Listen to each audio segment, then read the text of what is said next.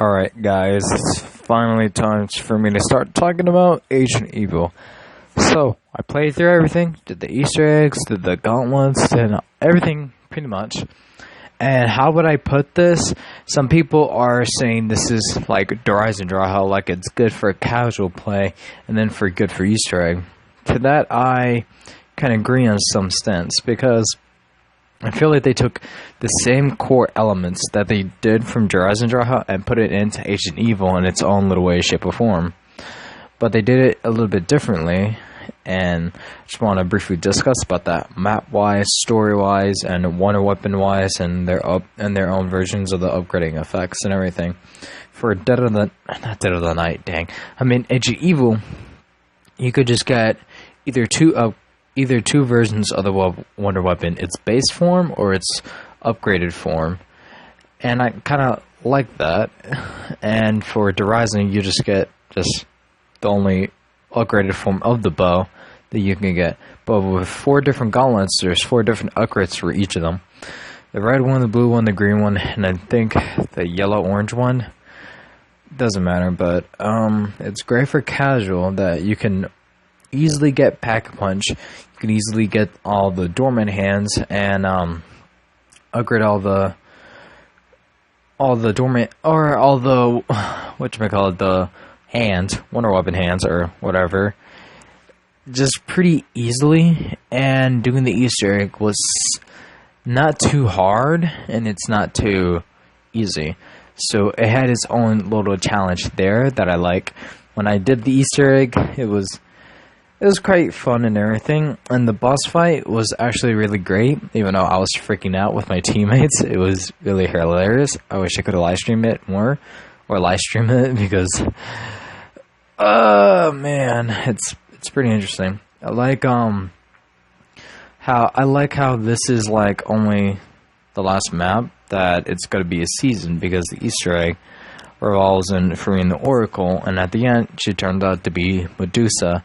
And then I think she passed out Scarlet or something when she kissed her to get all the knowledge from her. And then Bruno and Shaw are down there with Alistair and the Order being turned to stone, and they're being, mind controlled from the Order. So the thing that how they do this is if you die and get revived up with the Raw, that's how you can technically be controlled by the Order. That's like exactly how you do it. Like the Order like uses the staff to bring back the dead, but also like mind control them or something. I don't know.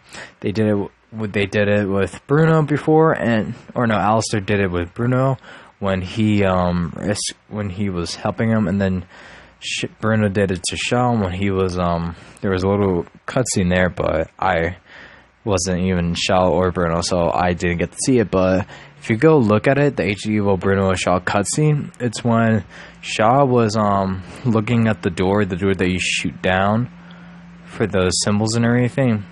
Right there, there's 2 different perspectives. Bruno grabs it's the same scenario, but just different perspectives. If you're as Bruno, you hear the dark voice version of Bruno telling him to go kill Stanton and Shaw with the knife. That's what he does, and he picks you up with the staff, the staff of Ra. And then from Shaw's perspective, he just looks at the door with all the symbols. Alright, that's part of the stuff of the Easter egg. That he turns around and gets stabbed by Bruno, and then I think a white light happens. Then he gets picked back up, and then he has like the line on his forehead, same as Bruno, to know like they're being mind controlled. But I don't know, this final map did receive a good review for me. I think it's a perfect 10 out of 10 in my opinion, because it's good for casual, it's good for the high rounds community, it's a good Easter egg and everything. So I don't think I have anything problem with it. Like, the design and everything was beautiful, and it was amazing. Like, before, when I was doing the Easter egg, I just took my time at viewing everything of what it has, and the article's tribute was actually a good little challenge to give you points, upgraded weapons, or perks. It gives me a little bit of that throwback from 9, where you can just complete 9 challenges. I think it was 9 challenges, and then you get a weapon, a perk, an upgraded pack-punch weapon, an action heart for, when you go down you can pick back up. I kind of like it how they did it here, and I think you can keep going with the tributes. I'm not too sure about that, but yeah, I like that special little thing. And what else? I don't think there's anything else, but just hopefully next time in Black Ops 5 it's gonna do good on its own, and yeah, and hopefully continue the story from this season to season 1 of the Chaos story. It's the next season on. My name is SantaGhost239 or Jordan. Tell me what you think about this map, if you played it before or not, if it's good or bad. I want to know all that, and I'll see you in the next one. Peace.